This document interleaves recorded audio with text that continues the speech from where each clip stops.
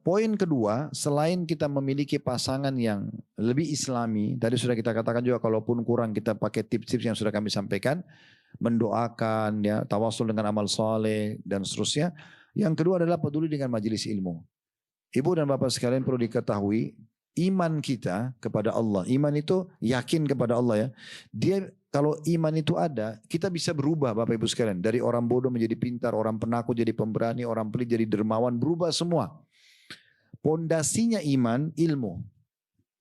Ibu bapak harus dengar ceramah begini nih. Kalau dengar ceramah, nanti ibu dan bapak rasakan sendiri setelah kita bubar nanti insya Allah. Semoga Allah mudahkan, ikhlaskan niat dan Allah mudahkan kita bisa praktekin ilmunya. Nah, ibu nanti kan bapak kalau bubar, pasti beda rasa imannya sebelum hadir dan sesudah hadir. Dapat ilmu, bertambah iman. Karena iman itu hanya bisa datang dengan ilmu. Jadi nggak boleh tinggalin ilmu. Buat satu simbol penting di atas kepala kita masing-masing. Tidak ada hari tanpa ilmu. Nggak boleh ibu dan bapak aktivitas sehari-hari tanpa dengar. Walaupun cuma satu ceramah. Satu judul gitu ya. Kalau mau yang panjang, tadi di YouTube. Kalau mau yang pendek-pendek yang cuma 1 menit, di Instagram. Sama Khalid Basalamah di Instagram. Cari akan ibu bapak semua dapatkan 1 menit. Itu untuk di-share. Share di grup keluarga, segala di-share. Insya Allah doakan kami juga akan kembangkan nanti dengan menerjemahkan ceramah kami ke berbagai bahasa. Insya Allah nanti akan dalam proses ya. Dengan adanya AA sekarang kita coba mudah-mudahan bisa berkembang ya. Tapi dalam proses, on progress insya Allah. Nah itu contohnya. Jadi ilmu ini penting ya. Dan memang agama kita agama ilmu. Islam sangat memerangi kebodohan. Makanya setiap kali ada orang datang mau belajar agama, Nabi selalu bilang marhaban bi talabatil ilm. Selamat datang para penuntut ilmu, ya. Jadi ibu tolong dan bapak sekalian dengar saran kami, jangan lewatkan 1 hari kecuali dengar ceramah, ya. Kalau mau mulai dengan masalah kematian, tentang masalah akhirat, cari nanti di playlist itu ada buku tentang at-tadhkirah. Buku tazkirah itu tentang kematian. Itu surah Imam Qurtubi. Tentang kematian, tentang tanda-tanda kiamat, tentang kuburan. Semua itu kita panjang lebar sudah paparkan di buku At-Tazkirah punyanya Imam Qurtubi. Allah di situ tinggal dicari buku At-Tazkirah. Nanti akan ada di playlist ya. Dan usahakan yang ketiga, Bapak Ibu sekalian adalah peduli dengan lingkungan komunitas. Nah ini komunitas namanya nih ya. Komunitas majelis taklim ya. Usahakan teman kita bergaul. Ini yang ketiga ya. Grup-grup kita yang kita ada di dalamnya, WA misalnya. Semua itu adalah grup-grup orang baik. Tidak usah lagi ada di grup WA ya. Yang isinya itu reunian dan tidak ada gunanya. Apalagi maaf di dalamnya cuplikan yang tidak baik ya. Cuplikan yang menjauhkan kita dari iman dan amal soleh. Itu ditinggalkan. Jadi cari grup-grup majelis taklim ya. Apakah grup itu ada di Indonesia atau di Eropa atau khusus misalnya di Jerman saja. Intinya Bapak Ibu berada di komunitas yang baik.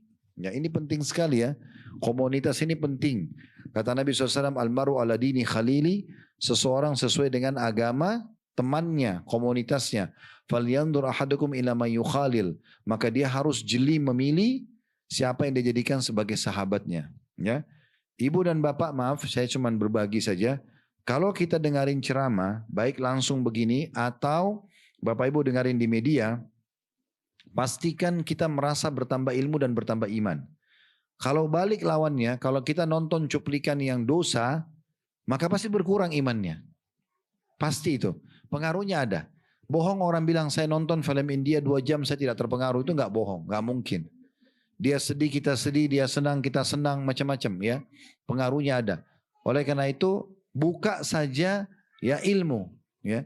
Jangan bilang, saya kan sudah dengar ceramah tadi Ustaz, sekarang saya mau hibur diri saya dengan yang lain. Enggak, jadikan ilmu sebagai hiburan. Ibu dan Bapak coba renungi ya, ini sering kami sampaikan di kajian kami. Kalau kita hadir di majelis ilmu seperti ini sekali misalnya, sejam. Kepala kita jadi besar 2 kali lipat. Ya. Misalnya, kalau 2 kali kita hadir, jadi 2 kali lipat. Mungkin seminggu kita hadir kepala kita seperti ruangan ini. Mungkin susah kita belajar. Ini enggak. Ibu dan bapak belajar dari baru lahir.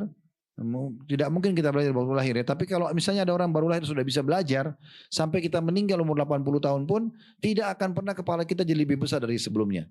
Memori di otak kita ini bisa menampung semua buku yang pernah dicetak di muka bumi.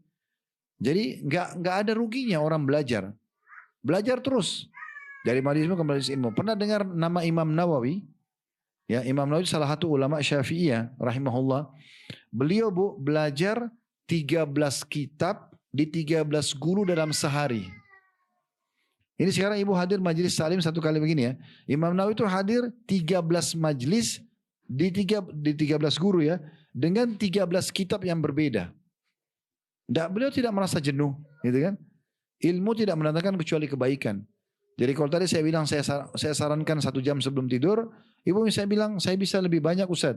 Saya mau nanti sepanjang hari di rumah saya putar aja ceramah Ustaz. Silakan, bagus banget. Di mobil juga begitu. Saya pernah diundang di Bali, tablik akbar. Kebetulan ketua panitianya seorang bapak, misalnya sudah sepuh beliau. Begitu saya naik di mobil beliau, di starter mobil ceramah saya tiba-tiba. Terus saya tanya, Pak maaf, apa Bapak putar ceramah saya ini karena saya naik ke mobil? Dia bilang bukan Ustaz. Memang tiap hari saya dengar ceramah ini. Anak-anak saya download ceramah Ustaz di flash disk, dicolok di mobilnya, setiap dia starter nyambung. Kalau dia matikan lagi mobilnya, besok dia pakai lagi mobil dia keluar, dia starter nyambung yang kemarin. Begitu seterusnya. Jadi ilmu itu hanya mendatangkan kebaikan. Jangan pelit-pelit dengan ilmu. Cukuplah yang lalu-lalu kita malas gak mau belajar. Sekarang harus berubah. Nah ini penting ya. Itu yang ketiga.